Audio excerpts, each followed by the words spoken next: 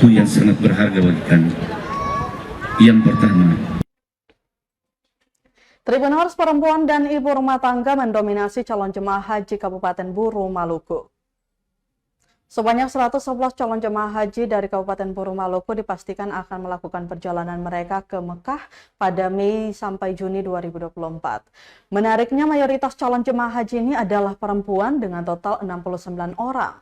Sementara jemaah haji laki-laki berjumlah 49 orang. Rentang usia para jemaah pun sangat bervariasi dengan yang termuda berusia 19 tahun dan yang tertua 80 tahun serta kelompok usia terbanyak berada di rentang 41 hingga 50 tahun. Dari segi pendidikan, mayoritas jemaah haji ini berpendidikan SD sebanyak 38 orang dan S1 sebanyak 23 orang. Tingkat pendidikan lainnya juga tercatat seperti SMP 18 orang, SMA 19 orang, D1 dan D3 6 orang, S2 6 orang, dan S3 1 orang. Sementara itu profesi jemaah haji juga beragam, mulai dari ibu rumah tangga mendominasi dengan jumlah 38 orang, disusul PNS 22 orang, dan pedagang 21 orang. Profesi lain yang diwakili meliputi pelajar atau mahasiswa 2 orang, pensiunan 1 orang, pekerja swasta 8 orang, tani atau nelayan 16 orang, dan TNI Polri 3 orang. Secara geografis, jemaah haji asal Kabupaten Buru paling banyak berasal dari Namlea, yaitu sebanyak 66 orang.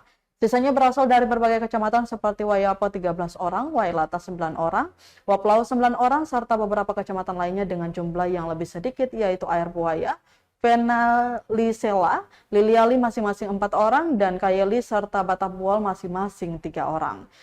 Keberagaman ini mencerminkan semangat dan antusiasme masyarakat Kabupaten Buru dalam menjalankan ibadah haji terlepas dari latar belakang pendidikan, usia, dan profesi mereka.